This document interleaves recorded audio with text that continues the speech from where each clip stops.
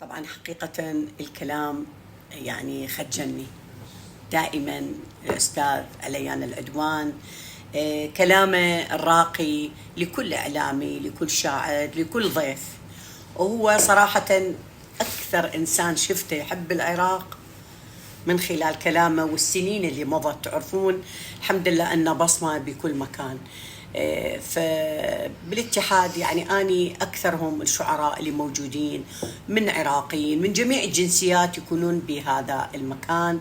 هذا اسمه التجمع العربي يكون بالاتحاد.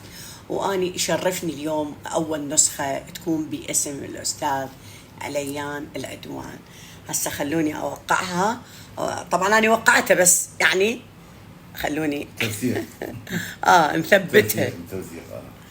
هاي التوثيق لأن الأستاذ يستحق كل الاحترام. الله يكرمك. الله يخليك. تفضل. الله يكرمك. تفضل. أشكر. وإن شاء الله دائما احنا أشكر. نكون موجودين هنا أنا وياكم. الله يخليك. اتحاد كل مثقف عربي. الله يخليك. شكرا لك. تسلم. شكرا.